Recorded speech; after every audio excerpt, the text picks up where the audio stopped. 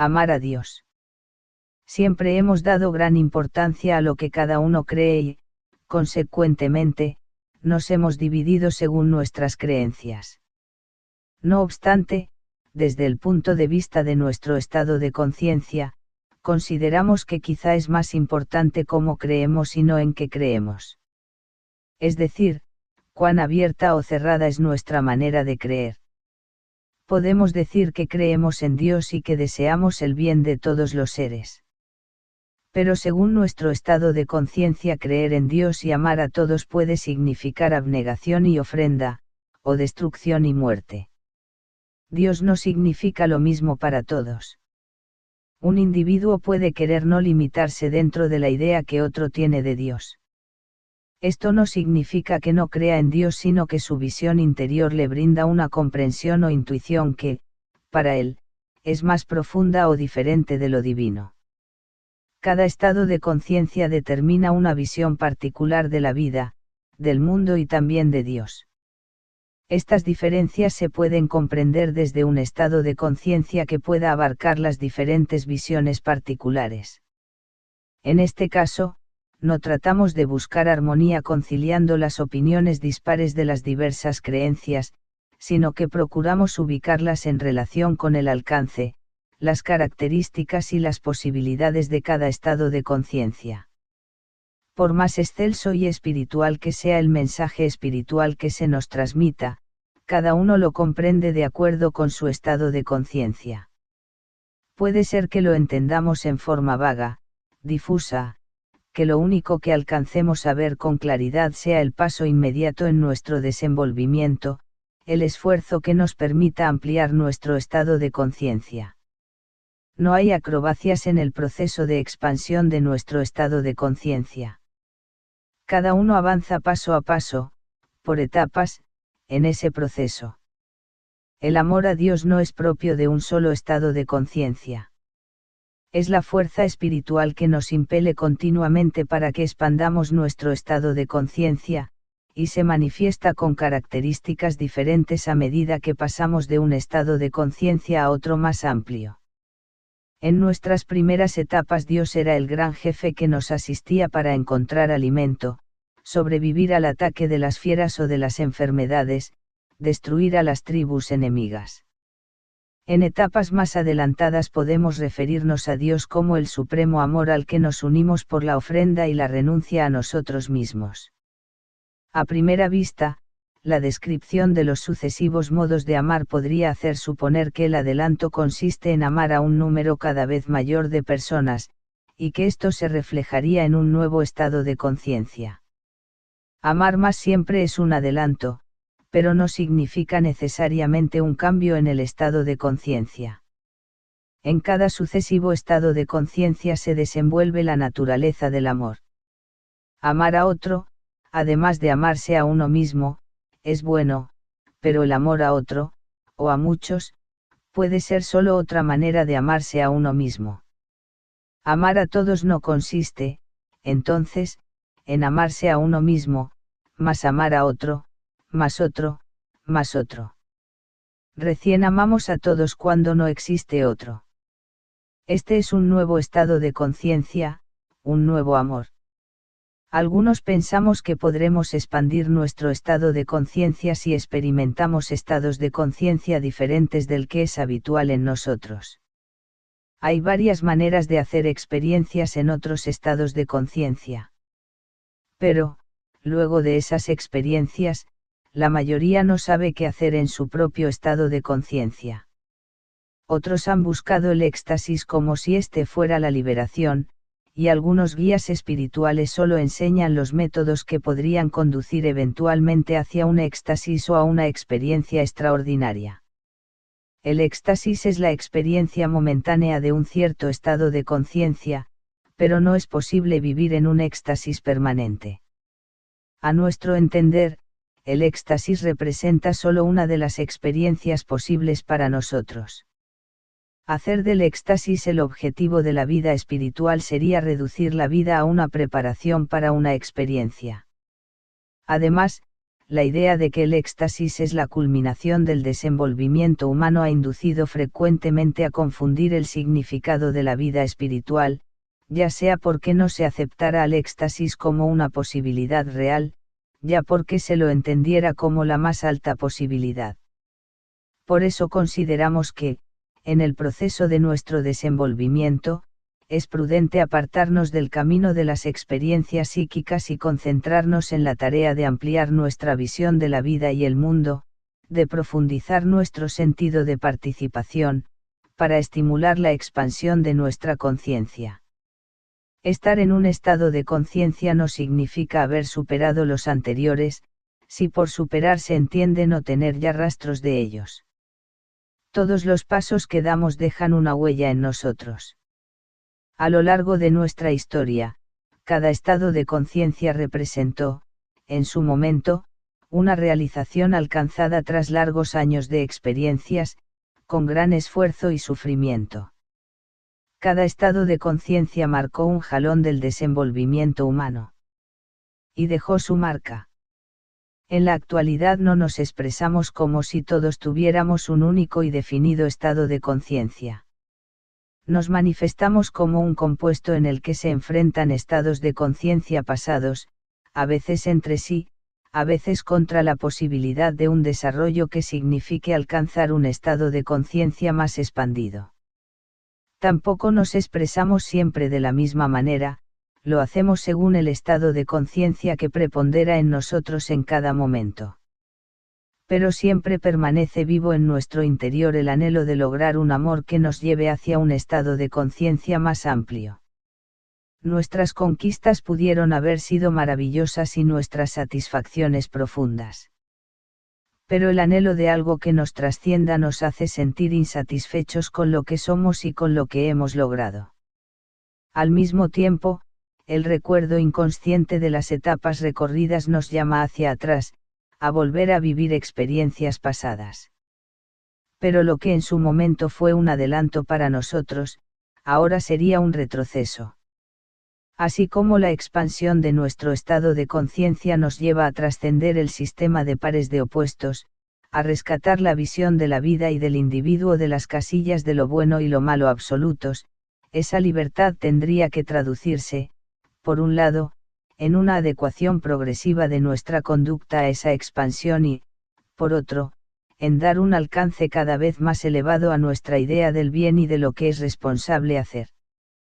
En la medida en que adelantamos en nuestro desenvolvimiento espiritual perdemos, aparentemente, la libertad de hacer aquello que en una etapa anterior nos parecía lícito. La elevación continua de la idea del bien parecería restringir paulatinamente nuestro campo de acción, pero no es así, al contrario, nos protege de nuestra tendencia a retroceder, a repetir inútilmente experiencias terminadas. Al cerrar la puerta de atrás nos impulsa hacia un estado de conciencia más expandido.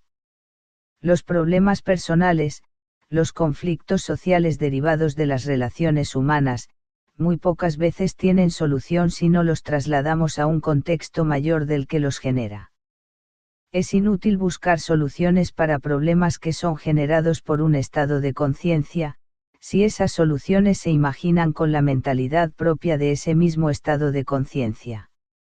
La única vía posible es expandir el estado de conciencia hacia uno más amplio, en el que los problemas se comprendan de una manera más profunda y universal. Nuestra labor fundamental, entonces, es la de aprender a expandir nuestro estado de conciencia. Algunos piensan que esta labor debe hacerse desde afuera hacia adentro, por un cambio de sistema que dé una nueva visión de la sociedad y sus problemas. Pero todo trabajo exterior es insuficiente si cada uno de nosotros no trabaja voluntaria y libremente sobre sí mismo, en su mundo interior. No podemos depender solo de lo que recibimos de afuera o de lo que otros nos digan que hagamos o que estemos obligados a hacer para adelantar en nuestro desenvolvimiento. El respeto por la libertad individual es imprescindible para que el desenvolvimiento espiritual sea posible. Sin ese respeto a la propia libertad no podríamos desarrollar nuestra responsabilidad ni desenvolvernos más allá de un cierto límite. La coacción, en vez de aumentar la responsabilidad, produce el rechazo hacia la obligación impuesta. Mientras no sintamos como un imperativo interior lo que debemos hacer, no podremos trascender nuestros problemas, ser responsables, realizar nuestras posibilidades interiores. Si bien necesitamos pautas e ideas guía, la coacción impide el desarrollo de la responsabilidad. Por otra parte, es improbable que por nosotros mismos, sin ayuda alguna, podamos adelantar en nuestro desenvolvimiento tanto como anhelamos. Necesitamos una orientación, pero esta ha de ser extremadamente prudente, equilibrada y sabia. Así como no es suficiente que alguien desee desenvolverse para lograrlo, tampoco basta repetirle que debe cambiar para que cambie. Pocas veces ha dado un resultado feliz limitarse a decir a otro lo que debe hacer. Esto ha conducido a la necesidad de vigilarlo para que lo haga, y ha terminado generalmente en un régimen de sanciones para castigarlo cuando no lo hace. Como cada uno considera habitualmente que sus creencias y sus ideas son mejores, o al menos más correctas, que las de los demás, normalmente trata de imponerlas por la persuasión o por la fuerza, desea que sean reconocidas y aceptadas por todos.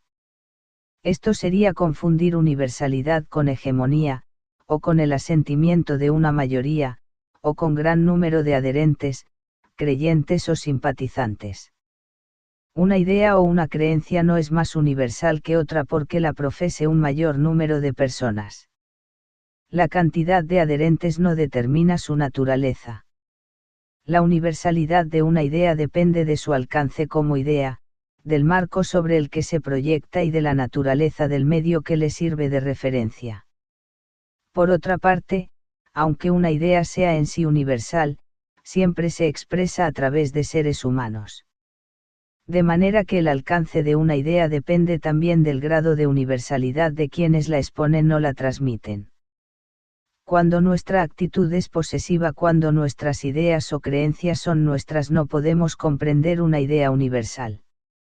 Con esa actitud, lo importante para nosotros no es el bien y adelanto del ser humano, sino que nuestra creencia se imponga. Nuestra actitud posesiva hace del ser humano un objeto al cual convencer o convertir, pero, al mismo tiempo, también nosotros nos hacemos objetos de nuestra propia creencia.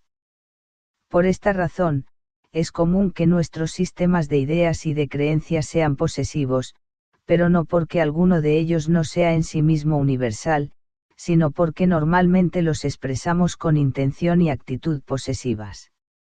Mientras demos un alcance personal a las ideas que profesamos, no llegaremos a comprender ni una idea universal ni ideas diferentes de las nuestras. Y cuando no las comprendemos, nuestra tendencia natural es sospechar de toda idea que trascienda el marco de nuestras creencias. Pero a medida que ampliamos nuestro estado de conciencia, vamos dando un sentido también más universal a nuestras ideas. Esto nos permite comprender las diferentes actitudes de las personas respecto de sus creencias y también nuestra propia actitud hacia las nuestras. Es así como profundizamos nuestra fe y ampliamos nuestra conciencia, por lo que sentimos una gran expansión interior, alcanzamos una visión más completa del mundo y de la vida, redescubrimos los seres y el medio. Esa experiencia nos da una gran plenitud interior y una manera más incluyente y profunda de pensar, de sentir y de vivir el amor y, por supuesto, el amor a la libertad interior y el amor a Dios. Pero una realización no es la realización última, es solo una etapa cumplida.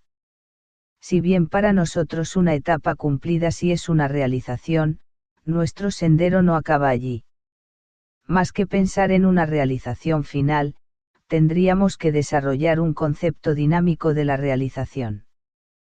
Cada final es un nuevo comienzo. El paso de un estado de conciencia a otro más amplio implica transformaciones de fondo con crisis, luchas y dolores, esto es evidente a lo largo de la historia humana. Sin embargo, no todos los conflictos sufridos significan siempre un cambio fundamental en el estado de conciencia. Para comprender un momento del desenvolvimiento humano es preciso discernir si sus problemas son generados por su estado de conciencia, o revelan la crisis producida por un cambio en su estado de conciencia.